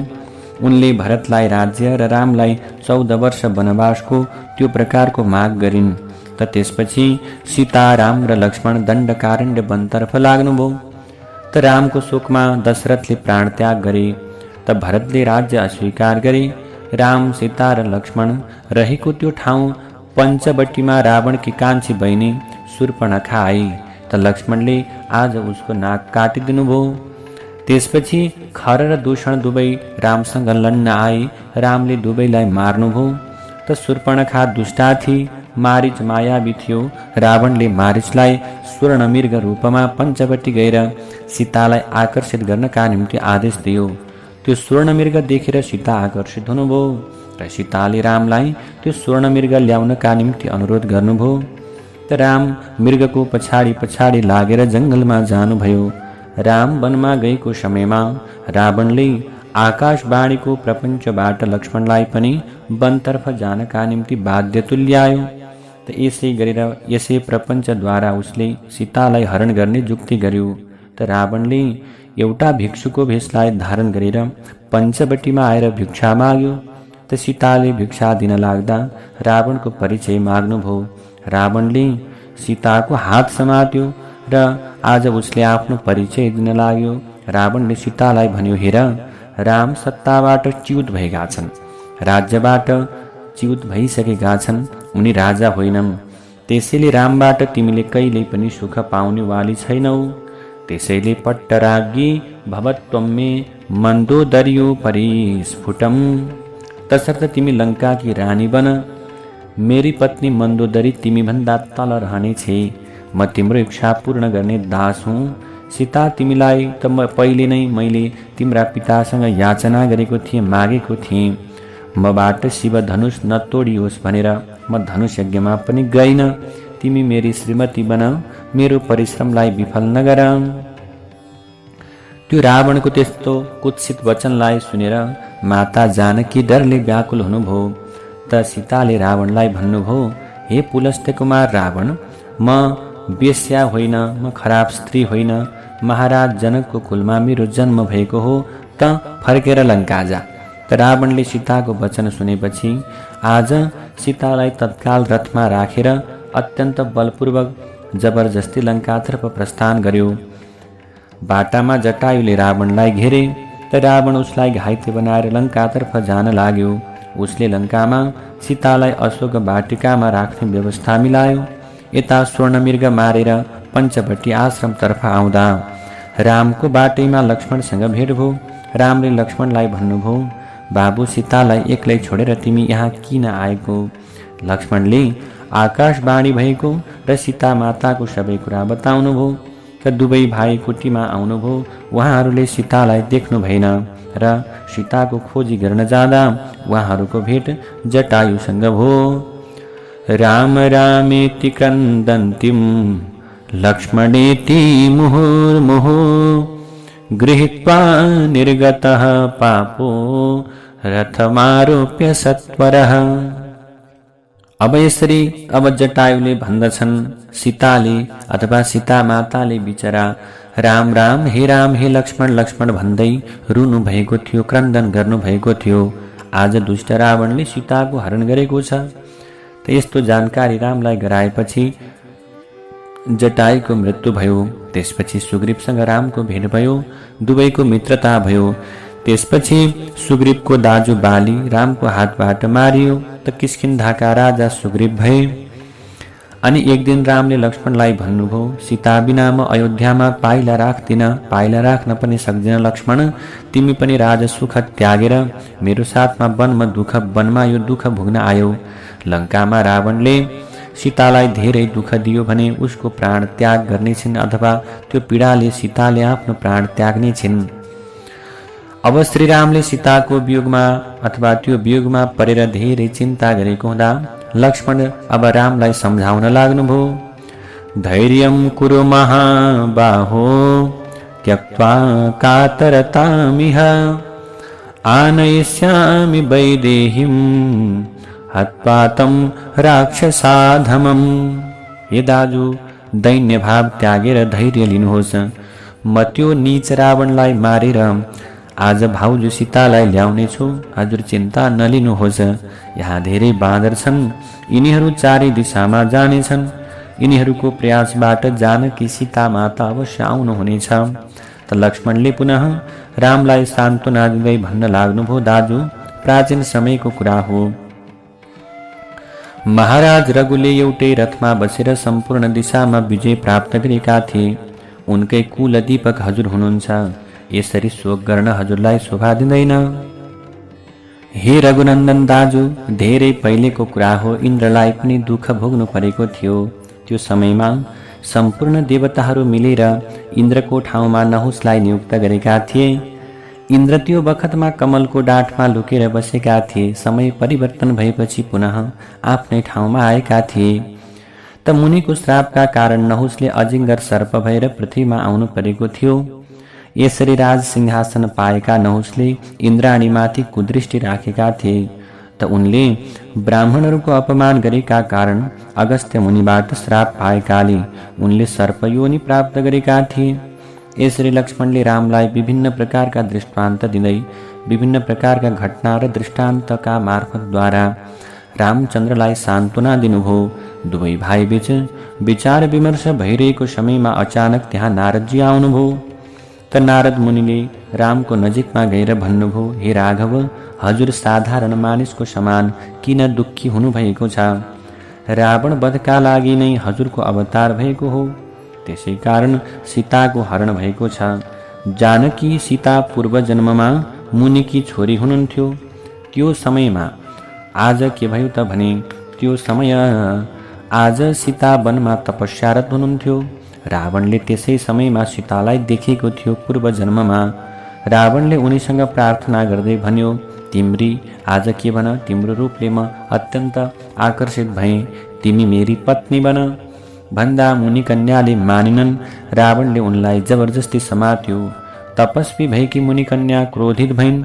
उनले आफ्नो शरीरलाई त्याग्ने निर्णय गरेर रावणलाई श्राप दिइन्, हे दुष्ट, तेरो नाश गर्न म धरातलमा राम्रो कुलमा जन्म लिनेछु। मेरो जन्मको माताको गर्भसँग सम्बन्ध रहने छैन।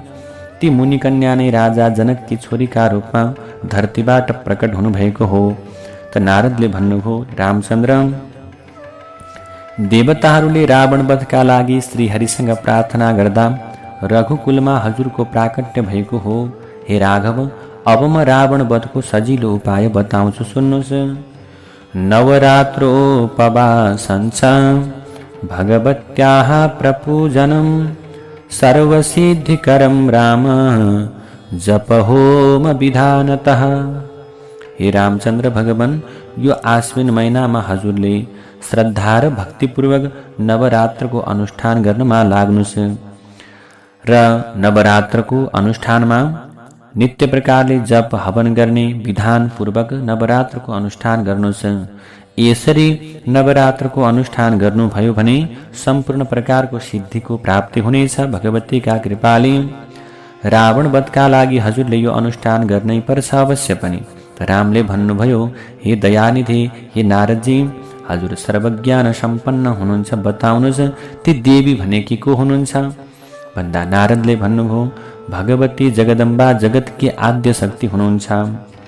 उहाँ बिना जगतका कुनै पनि प्राणी हिँडडुल गर्न सक्दैनन्।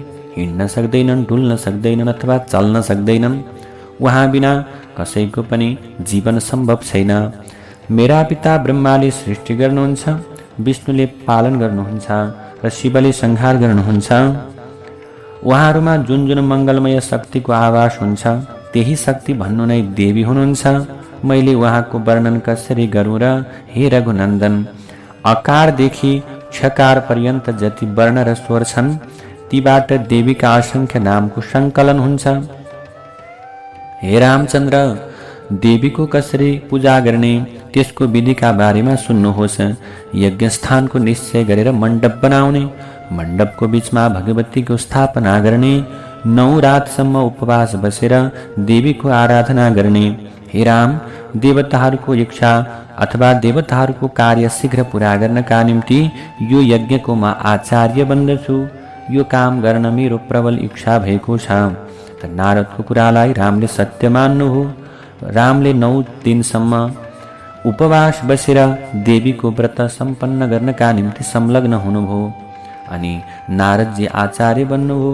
उहाँको व्रतबाट प्रसन्न भएर अष्टमी तिथिका दिनमा आज रामचन्द्रलाई भगवती देवीले दर्शन दिनुभयो। देवीले भन्नुभयो, राम, तिम्रो मनमा जे इच्छा छ त्यसका लागि मसँग वर माग। तिमी भगवान नारायणको अंश रूपबाट उत्पन्न भएका छौ।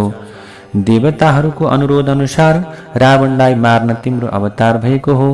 तिमीले यसभन्दा पूर्व मत्स्य अवतार धारण गरेर हयग्रीव रूपबाट राक्षसलाई मारेर आज वेदको रक्षा गरेका थियौ।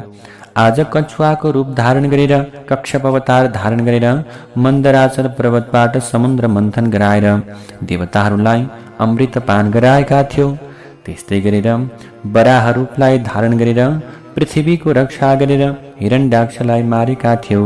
नृसिंह अवतार धारण गरेर हिरण्यकशिपुलाई मारेर प्रह्लादको रक्षा गरेका थियौ। त वामन अवतार धारण गरेर वामन अवतारलाई लिएर बलिलाई छल्यौ। परशुरामको अवतारले संसारलाई क्षत्रियहीन गराएर पृथ्वीलाई आज के गर्यौ? ब्राह्मणलाई दान गर्यौ। हे रघुनन्दन, यो समय तिमी राजा दशरथ कहाँ छोराका रूपमा प्रकट भएका हौ। तिम्रा सहयोगी देखिएका यी बाँदरहरू अत्यन्त बलशाली देवताहरूका अंश हुन्। यिनीहरू तिम्रो सहयोग गर्नमा तत्पर छन्। यी सबैमा मेरो शक्ति निहित छ। तिम्रा भाइ लक्ष्मण शेषनागका अवतार हुन्। यिनले रावण पुत्र मेघनादलाई अवश्य पनि मार्नेछन्, रावणको छोरालाई। त देवीले भन्नुभयो, राम, तिमीले पापी रावणलाई मारेपछि पृथ्वीमा सहस्र वर्ष के गर्नेछौ? शासन गर्नेछौ। कृत्वा राज्यम रघुश्रेष्ठ गन्तासी त्रिदिवम पुनः। तिमीले पुनः के गर्नेछौ? राज्यभारलाई सम्पन्न गर्नेछौ। यस्तो प्रकारको वचन बोलेर अब इत्युक्तान्तर्धते देवी रामस्तु प्रीतमानसः। अब त्यहाँबाट यस्तो प्रकारको कुरालाई भनेर त्यहाँबाट देवी अन्तर्दधे, त्यहाँबाट अन्तर्ध्यान हुनुभयो। यसरी त्यहाँबाट रामलाई आशीर्वाद दिएर देवी भगवती अन्तर्ध्यान हुनुभयो। अब त्यसपछि रामचन्द्र भगवान धेरै प्रफुल्ल हुनुभयो। देवीको शक्तिबाटै समुद्रमा पुल बाँधेर उहाँले रावणको वध गर्नुभयो। जसले शक्तिमाता देवीको यो उत्तम चरित्रको श्रवण गर्छन् उनलाई जीवनमा सबै कुराको सफलताको प्राप्ति हुन्छ र मृत्यु पश्चात पनि उनले परमपद प्राप्त गर्न सक्दछन्।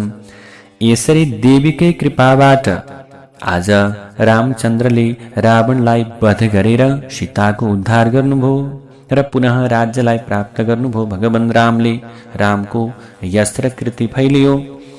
अब जनमेजयले व्यासलाई सोध्नुभयो, हजुरको अन्तःकरण पवित्र छ। अब चतुर्थ स्कन्धको प्रथम अध्यायमा जनमेजयले व्यासलाई प्रश्न गर्नुभयो, त हजुरको अन्तःकरण पवित्र छ। हजुरको कृपाबाट हाम्रो कुलको वृद्धि भएको छ। जसको घरमा भगवान स्वयं पुत्र रूपमा अवतरण हुनुभएको थियो ती सुरसेन नन्दन वसुदेव धर्मका पालक हुनुहुन्थ्यो। तर उहाँलाई कंसको कारागारमा बन्दी किन बनाइयो? देवीका साथमा आज उनले कुन प्रकारको अपराध गरेका थिए र? अर्को कुरा, त देवकीका 6वटा पुत्र किन मारिए त? तेन कंशेन कस्माद् वै ययाति कुलजेन च कारागारे कथं जन्म वासुदेवस्य वै हरिः। कंस पनि त ययातिको वंशज थियो। उसबाट यो घृणित प्रकारको काम कसरी हुन गयो र भगवान श्रीहरिले यो वंशमा अवतार लिनुको कारण के हो?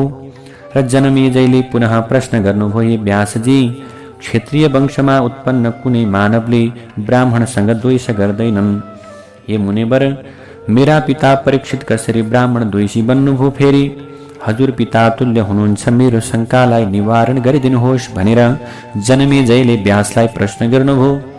तब यो प्रश्नलाई सुनेपछि व्यासले भन्नुभयो, राजन, यो विषयमा म के भनौँ र? कर्मको गति गहन छ। ब्रह्मा आदि देवताहरू पनि कर्मको अधीनमा छन्। महाराज, सुख दुःख जरा मृत्यु हर्ष शोक काम क्रोध लोभ यी सबै शरीरसँग सम्बन्ध राख्ने विषय हुन्।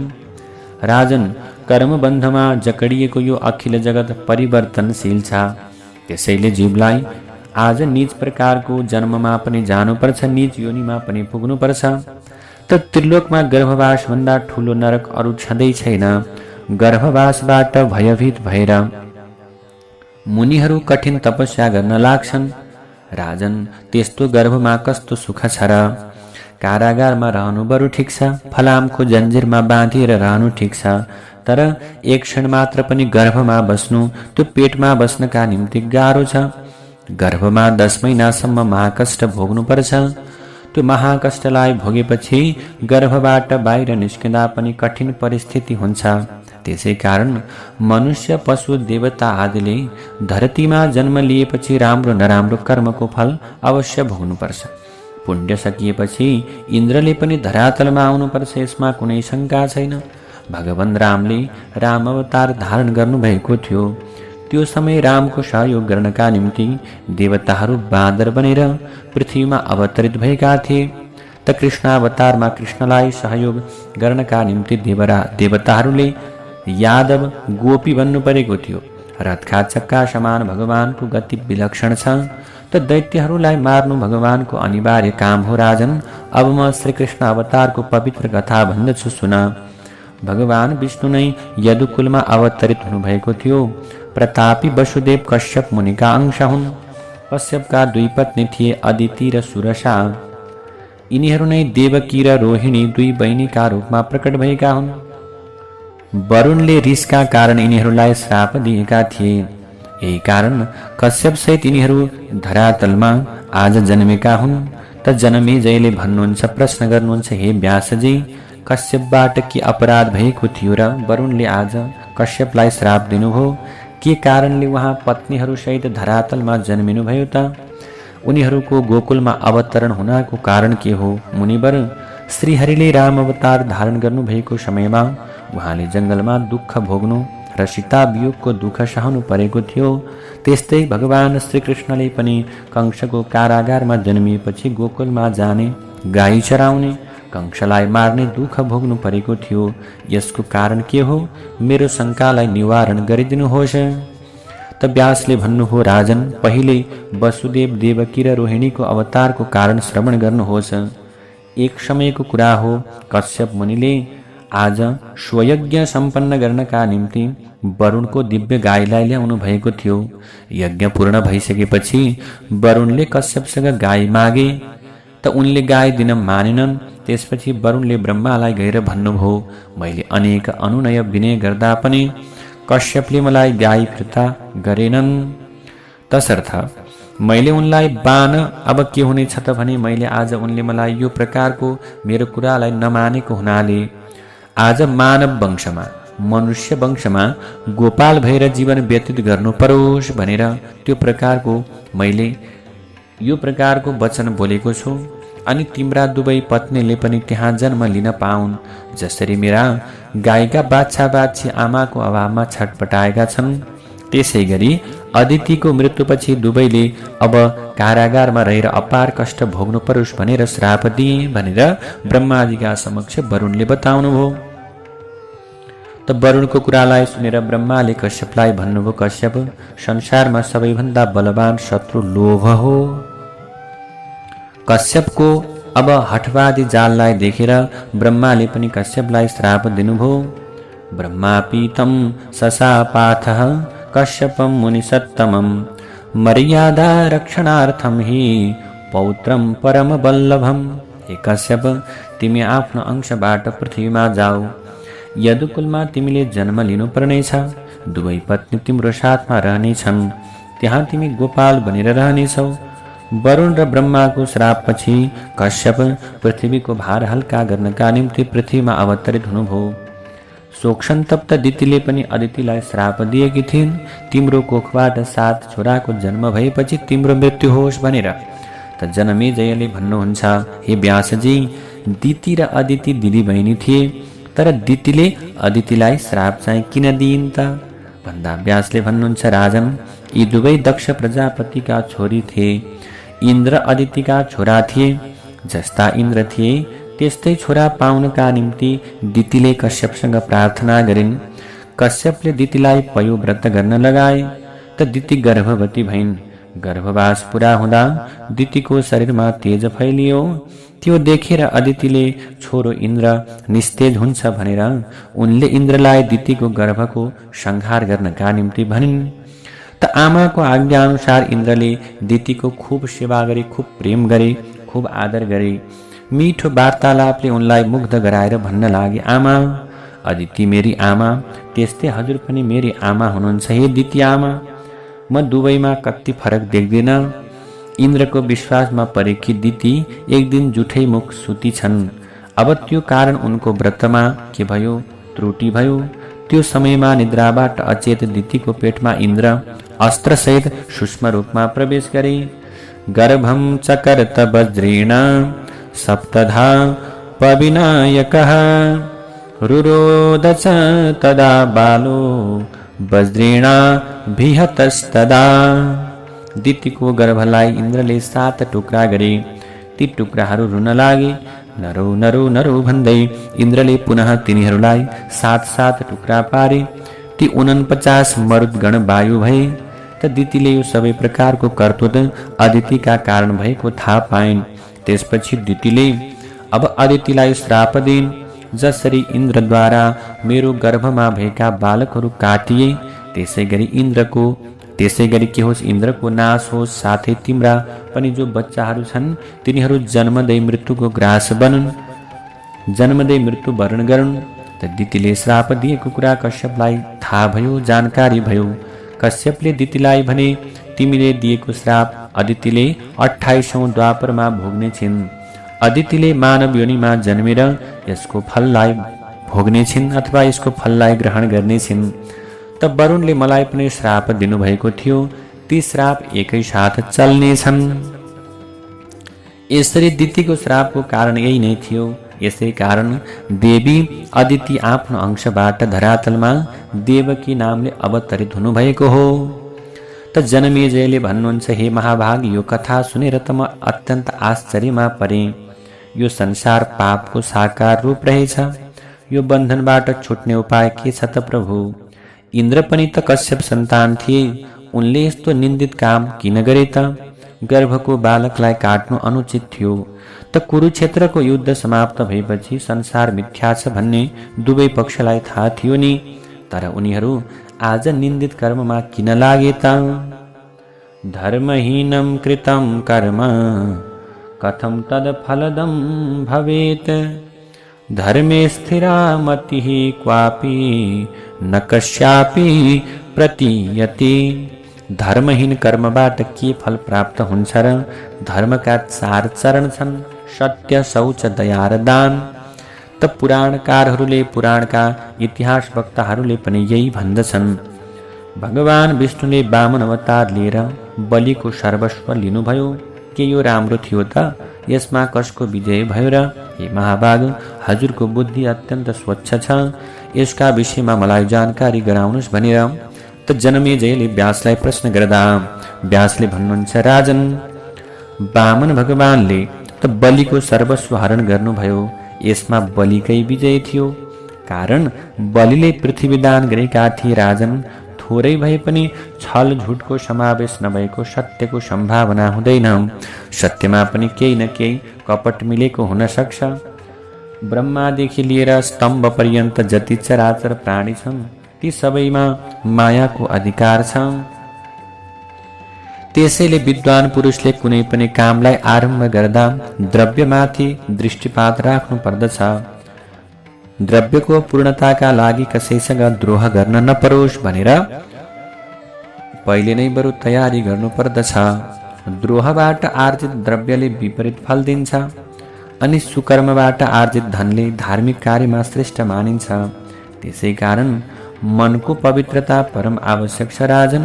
यो संसार अहंकारबाट उत्पन्न छ, अतः यसबाट राग द्वेष कसरी अलग हुन सक्छ र? त व्यासले भन्नुहुन्छ राजन, धर्म ब्रह्माका छोरा हुन्।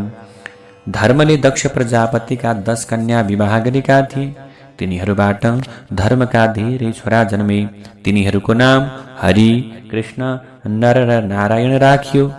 नर र नारायणले हिमालय पर्वतमा गएर बदरिकाश्रम नामको पवित्र ठाउँमा उत्तम तपस्या सुरु गरे। हरिरम सौथितौ तत्र नर नारायणा वृषि पूर्णं वर्ष सहस्रम तु चक्राते तपोत्तमम। श्रीहरिका अंशावतार उनी दुवै नर नारायणले त्यहाँ रहेर 1000 वर्षसम्म तपस्या गरेछन्। इन्द्रको मनमा नर र नारायण प्रति ईर्ष्याको उत्पन्न भयो। इन्द्र, यिनीहरूको तपस्याबाट आज मेरो इन्द्रको यो आसन हरण हुने भयो भनेर इन्द्र डराउन थाले। आज इन्द्रलाई चिन्ता पर्यो। इन्द्र ऐरावत हात्तीमा चढेर गन्धमादन पर्वतमा पुगे। उनले नरनारायणलाई देखे। त्यो समयमा नरनारायणको शरीर सूर्यको जस्तै तेजस्वी थियो। इन्द्रले नरनारायणलाई भने, धर्मनन्दन, हजुरहरू धेरै भाग्यशाली हुनुहुन्छ। हजुरहरूको यो अभिष्ट तपस्यालाई देखेर म वरदान दिनका निम्ति आएको छु। इन्द्रले पटक पटक यसरी भन्दा पनि उनीहरूले कुनै उत्तर दिएनन्, ध्यान दिएनन्। उनीहरू ध्यानमग्न थिए। त्यसपछि इन्द्रले मोहनी माया फैलाए। त्यसको नरनारायणमाथि केही प्रभाव परेन।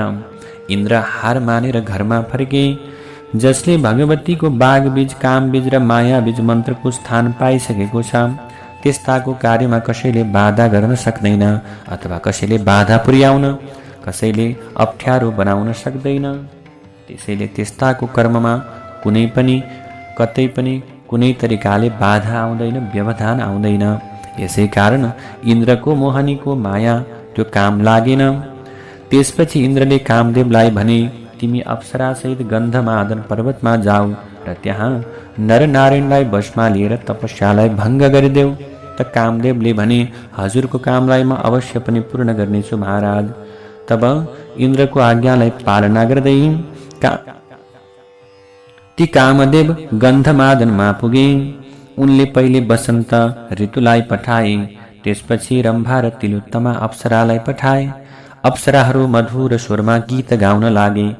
त्यहाँ कोइली र भ्रमरको आवाज गुन्जिन लाग्यो। यो सुनेर नरनारायणको समाधि टुट्यो। उनीहरूले सोच्न लागे, यो समय वसन्त ऋतुको आगमन कसरी भयो? यो वसन्त ऋतुको समय होइन। कतै हाम्रो तपस्या भङ्ग गर्न यो इन्द्रको चाल त होइन। यत्तिकैमा कामदेव आफ्ना सबै मण्डलीको साथमा नरनारायणको अगाडि उपस्थित भए। उनीहरूलाई देखेर नरनारायण आश्चर्यमा परे। कामदेव, मेनका, रम्भा, तिलोत्तमा आदि अप्सराहरूलाई देखेपछि नारायणले उनीहरूलाई भने, हे सुभगे, तिमीहरू यहीँ बस, म तिमीहरूको सत्कार गर्छु। त्यसपछि नारायणले विचार गरे, इन्द्रले तपस्यामा विघ्न पुर्याउन यिनीहरूलाई यहाँ पठाएका हुन्। अब म यिनीहरूलाई आश्चर्यमा पर्ने गरी नयाँ अप्सराहरूको उत्पत्ति गर्दछु। नारायणले त्यो प्रकारको विचार गरे। इति सञ्चित्य मनसा करेणोरुम प्रदाट्य वै।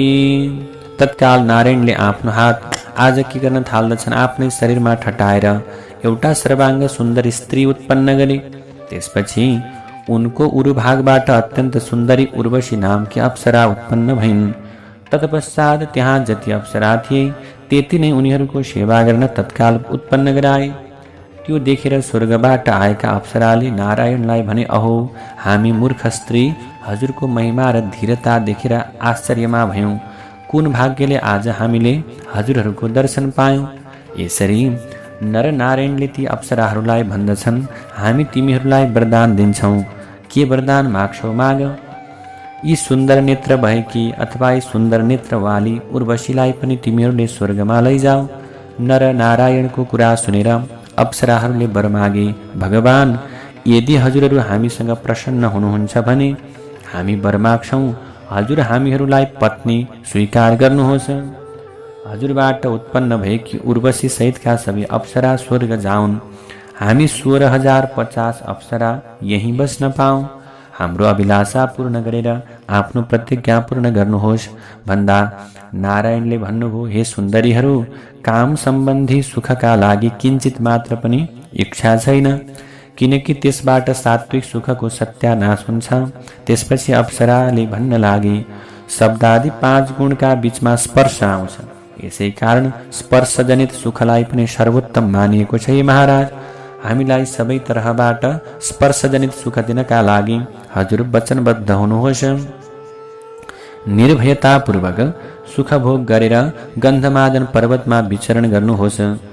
यसरी अप्सराको कुरालाई सुनेर नारायणले सोच्न लागे, अब म के गरौँ, मेरो अहङ्कारबाट यो प्रकारको अवस्था आयो। महात्माहरूले भनेका छन्, यो संसार एउटा वृक्ष हो, यसको जरा भनेको अहङ्कार हो। जुन समयमा अप्सराको समाज यहाँ आयो त्यो समयमा म शान्त भएर बस्नु पर्थ्यो, परन्तु म उनीहरूसँग सम्भाषण गर्न लागे अथवा मैले उनीहरूसँग कुरा गर्न लागे। त्यसै कारण यो प्रकारको समस्या मलाई आइलाग्यो। अब यी स्त्रीहरू मलाई श्राप दिएर जानेछन्। त्यसपछि उनीहरूबाट मुक्त भएर म निर्जन वनमा तपस्या गर्न जानेछु। अब रिसाउँदै यिनीहरूलाई त्याग्नु नै ठिक हुन्छ, श्रेयस्कर हुन्छ भन्ने विचार गरेर यस्तो विचार गरेर आज नारायणले पुनः सोच्न लागे, क्रोध फेरि महान शत्रु हो। काठबाट निस्केको अग्निले त्यही काठलाई जलाउँछ भन्ने कल्पना गर्दै नारायणको मनमा चिन्ता बढ्दै गयो। त्यसपछि धर्मका छोरा नरले भाइ नारायणलाई सत्य कुरा भन्न लागे। नरले भन्दछन्, नारायण, क्रोधलाई त्याग, क्रोधित हुनु हुँदैन, मनबाट अहङ्कारलाई हटाउन आवश्यक छ। नरको वचनलाई सुनेर नारायण शान्त भए। यसरी अब यो प्रकारको कुरालाई सुनिसके पछाडि नरको वचन सुनेर नारायण शान्त भए। यहाँसम्मको वचनलाई सुनेपछि जनमेजयले भन्दछन्, हे व्यासजी, मेरो मनमा एउटा शङ्का उत्पन्न भयो। प्रहलाद महापुरुष थिए, भगवान विष्णुमा उनको अटल भक्ति थियो, तर प्राचीन कालमा ऋषिवर नर नारायणसँग उनको किन युद्ध भयो त भन्दा व्यासले भन्नुहुन्छ, राजन, हिरण्यकशिपुको जब मृत्यु भयो त्यसपछि प्रहलाद राज्य गद्दीमा बसे। प्रहलाद देवता र ब्राह्मणका सच्चा उपासक थिए। उनले प्रजाको राम्रोसँग पालन गरेका थिए। एक समयको कुरा हो, भृगुनन्दन च्यवन नुहाउने स्नान गर्ने विचारले नर्मदा नदीमा गए। त्यहाँ रेबा नामको नदीमा उनको नजर गयो। च्यवन नदी तटमा उत्रन लाग्दा भयङ्कर विषवाला सर्पले समात्यो। त मुनिलाई सर्पले पाताल पुर्यायो। सर्पले समातेको हुँदा उनको मन आतंकित भयो। उनले मनमा नै श्रीहरि भगवानको चिन्तन गरे। त्यो सर्पको के भयो त विष समाप्त भयो। त्यो सर्पले च्यवनलाई छाडिदियो। सर्प डरायो पनि। यी तेजस्वी मुनिले कतै उसलाई श्राप दिने हुन् कि भनेर ऊ डरायो। त नागकन्याले ती मुनिको पूजा गरे, अत्यन्त सुन्दर प्रकारले सम्मान गरे। भृगुनन्दन च्यवन त्यो श्रेष्ठपुरीमा घुम्दै घुम्दै थिए। त्यसै समयमा प्रहलादको दृष्टि ती जो मुनि छन्, ती जो ऋषि छन् तिनी माथि पर्यो। उनले मुनिको पूजा गरे। प्रहलादले मुनिलाई सोधे, हे भगवान, हजुर यो पातालमा कसरी आउनुभयो? इन्द्र हामीसँग शत्रुता राख्दछन्। कतै हजुरलाई इन्द्रले पठाएका त होइनन्? हे द्विजवर, हजुरले साँचो कुरा भन्नुहोस्। भन्दा च्यवनले भने, हे प्रहलाद, म भृगुपुत्र च्यवन हुँ। म इन्द्रद्वारा यहाँ पठाइएको होइन। हजुरले चिन्ता लिनु पर्दैन। हे राजा, हजुर भगवान विष्णुका भक्त हुनुहुन्छ। च्यवनको कुरालाई सुनेर प्रहलादले उनीसँग प्रश्न गर्न लागे, मुनिवर, हजुरले धेरै तीर्थको भ्रमण गरिसक्नु भएको छ, ल भन्नुहोस् त, पृथ्वीमा उत्तम तीर्थहरू कति छन्। आकाश पातालका सबै तीर्थहरूको विस्तृत रूपमा व्याख्या गरेर जानकारी गराउनुहोस् भनेपछि च्यवनले भन्दछन्, जसको मन वचन र तन शुद्ध छ उसका लागि पाइला पाइलामा तीर्थ सम्झनुपर्छ। हे राजन, तिमीलाई म अब उत्तम तीर्थहरूको कुरा बताउँछु सुन। प्रथम श्रेणीमा पुण्यमय नैमिसारण्य छ। चक्र तीर्थ, पुष्कर तीर्थ तथा अन्य तीर्थहरू धरातलमा छन्। यिनीहरूको संख्या निर्धारण गर्न असम्भव छ। त च्यवनको कुरालाई सुनेर प्रहलादजी नैमिसारण्य जान तयार हुनुभयो। त उहाँले सबै दैत्यहरूलाई नैमिसारण्य जाऊ भन्ने प्रकारको वचन बोल्नुभयो। त सबै दानवहरू नैमिसारण्य जानका निम्ति पातालबाट निस्के। नैमिसारण्य पुगेर त्यहाँको वातावरण देख्दा प्रहलादको मनमा प्रसन्नताको उत्पन्न भयो। त प्रहलाद तीर्थ कार्य पूर्ण गर्दै थिए।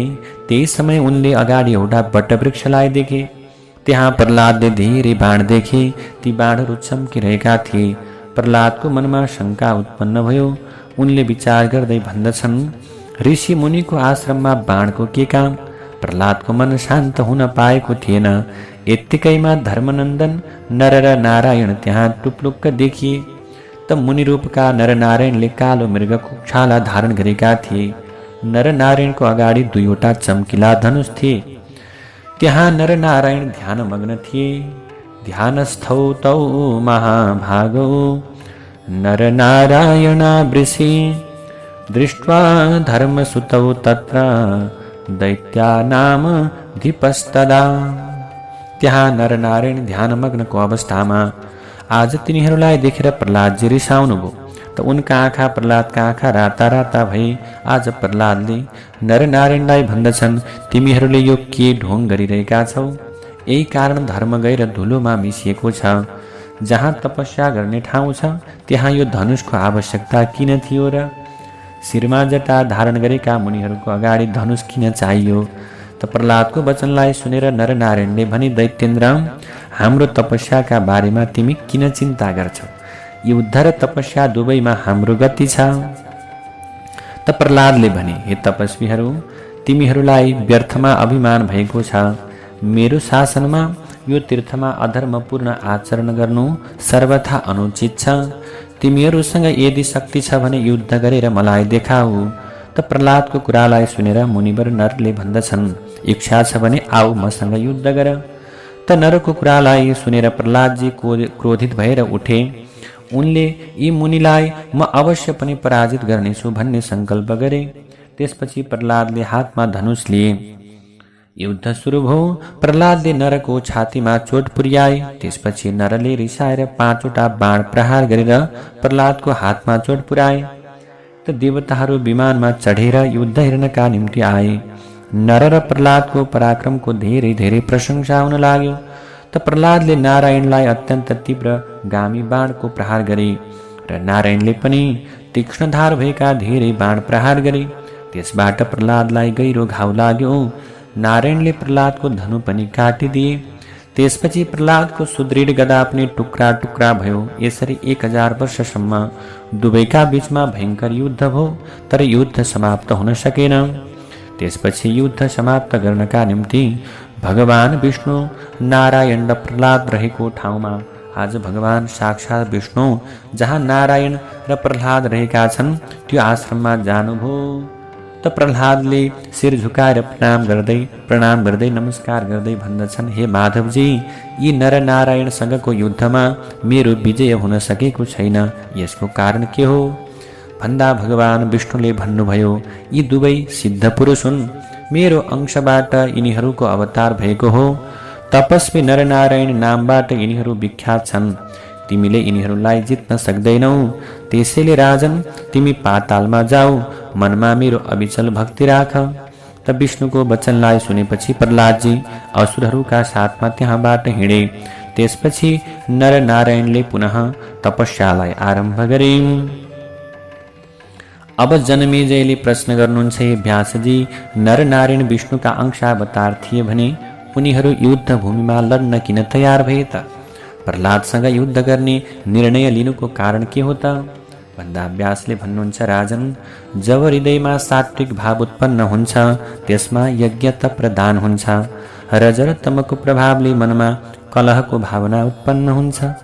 राजन, 7औं वैवस्वत मनमन्तरमा श्रीहरिले जुन अवतार लिनुभएको थियो त्यो विषयलाई ध्यानपूर्वक सुन।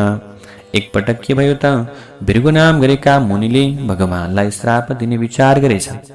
भृगुको कुरालाई सत्यता दिनका निम्ति स्वयं भगवानले अवतार लिने कुराको अथवा भनौँ भगवानले साक्षात अवतार लिने कुराको वरदान भृगुलाई दिनुभएको थियो। भृगुले भगवानलाई श्राप दिनुको कारण श्रवण गर्नुहोस् हे जनमेजय। प्राचीन समयको कुरा हो। हिरण्यकशिपु नामका राजा थिए। उनका पिता कश्यप थिए। हिरण्यकशिपुको मृत्युपछि प्रह्लाद उनका उत्तराधिकारी राजा भए। त्यसै समय प्रह्लादका साथमा इन्द्रको भयंकर युद्ध भयो। त्यो युद्धमा प्रह्लादले हार्नु पर्यो।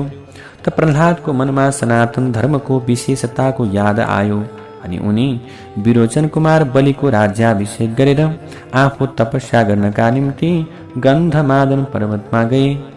देवताहरू राजा बलिका विरोधी आज के भए, उनीहरू राजा बलिका विरोधी भए। देवासुर संग्राम सुरु भयो। देवतासँग हारेका दैत्यले आफ्ना गुरु शुक्राचार्यसँग गएर भन्न लागे, हे ब्रह्मन, हजुर यस्तो प्रतापी भएर पनि हाम्रो सहायता किन गर्नु हुँदैन? हामीले विवश भएर जानुपर्ने भयो। त असुरहरूको कुरालाई सुनेर शुक्राचार्यले भन्दछन्, हे दैत्यहरू, न डराओ न डराओ। पुनर्जन्म पुनर्मृत्यु हो सर्वकर्म वसानुगम। पटक पटक जन्मनु र मृत्यु हुनु त देवता मनुष्य सबैको नित्य निरन्तर नियम छ। म नित्य निरन्तर तिमीहरूको सहायता गर्नेछु, तिमीहरू निश्चिन्त बन। त शुक्राचार्यले दैत्यहरूलाई भनेको कुरा गुप्तचरद्वारा देवताहरूले थाहा पाए। देवताहरू इन्द्रका साथमा बसेर विचार विमर्श गर्न लागे। शुक्राचार्यको मन्त्रको प्रभावले गर्दा हाम्रो शक्तिमा ह्रास आउँछ। त्यसै कारण पहिले नै हामीहरू असुरहरूसँग युद्ध गरौँ भन्ने निर्णय गरे। अब देवताहरूको त्यो युद्ध भयो। अब त्यसपछि देवताहरूको दैत्यसँग भयंकर प्रकारले युद्धको प्रारम्भ भयो। दैत्यहरू आतंकित भए। त शुक्राचार्यले दैत्यलाई निर्भय गराउँदै न डराऊ भन्ने वचन बोले। त शुक्राचार्यको वचन सुनेका देवताहरूले भने, औषधिको बलले यिनले जे पनि गर्न सक्छन् भनेर भयभीत भएर देवताहरू भागे। त शुक्राचार्यले दैत्यहरूलाई भन्दछन्, दानवहरू, भगवान विष्णु दैत्यहरूलाई मार्न सधैँ सतर्क रहन्छन्। यिनले वराहको रूपलाई धारण गरेर हिरण्याक्षलाई मारे। नृसिंह रूपले हिरण्यकशिपुलाई मारे। यसै गरी यिनले सबै दानवलाई मार्नेछन्। त्यसैले म मन्त्रको प्राप्तिका लागि अभ्यास गर्नका निम्ति भगवान शिवको शरणमा कैलाशतर्फ जान्छु। म मन्त्र सिद्धि प्राप्त गरेर आउँछु र तिमीहरूलाई सबै कुरा सिकाउनेछु। दानवहरू जबसम्म म फर्केर आउँदिन तबसम्म देवताहरूसँग बिन्ती गरेर आफ्नो ठाउँमा बसेर मेरो प्रतीक्षा गर है, शुक्राचार्यले भने। त शुक्राचार्यको भनाइ अनुसार दानवहरूले देवताहरूसँग अब युद्ध बन्द गरौँ भनेर कुरा गरे। त देवताहरू पनि युद्ध बन्द गर्नका निम्ति सहमत भए। त शुक्राचार्य कैलाशतर्फ गए। उनले शिवसँग भने, मलाई बृहस्पतिको भन्दा बढी शक्ति हुने मन्त्र प्रदान गरिदिनुहोस् प्रभु। मलाई बृहस्पति भन्दा पनि शक्ति हुने मन्त्रको प्रदान गरिदिनुहोस् भने पछाडि अब दानवहरूको विजयका लागि म पूर्ण समर्थ हुन सकूँ। हे भगवान शङ्कर, मलाई त्यति शक्ति दिनुहोस् भनेपछि भगवान शिवले विचार गर्नुभयो, यी त दानव गुरु हुन्। यिनी दानवहरूको कल्याण चाहन्छन्, तर यिनले यो शक्ति पाए भने दुरुपयोग गर्छन्। मेरो कर्तव्य भनेको त देवताहरूको रक्षा गर्नु मेरो परम कर्तव्य हो। यसै विचारका कारण शुक्राचार्यलाई शिवले अत्यन्त कठिन व्रत गर्नुपर्ने कुरा अथवा अत्यन्त कठिन व्रतको नियम बताइदिनु भयो। हे शुक्राचार्य, तिमीले 1000 वर्षसम्म माथि खुट्टा र तलतिर शिर गरेर कण मात्र धूम्रपान गरेर व्रत गर्नुपर्छ। यसमा तिमी सफल भयो भने मन्त्र सफल हुन्छ, तिम्रो मनोकामना पनि पूर्ण हुन्छ। यो व्रत गर्नका निम्ति शुक्राचार्य तयार भए। उनले भगवान शिवले बताए अनुसार व्रतको प्रारम्भ गरे। यता युद्ध नगर्ने भनेर तपस्वी रूपमा बसेका दैत्यहरूको देखावटी नाटक हो भनेर देवताहरूले पुनः दानवहरूसँग युद्धको तयारी गरे। त दानवलाई देवताहरूले भन्दछन्, तिमीहरूले शुक्राचार्यलाई मन्त्र प्राप्त गर्न पठाएका छौ। तिमीहरू हृदयमा कपट राखेर तपस्या गर्न बसेका छौ। देवताहरूको कुरालाई सुनेर दानवहरू आत्तिँदै शुक्राचार्यकी आमाको शरणमा गए।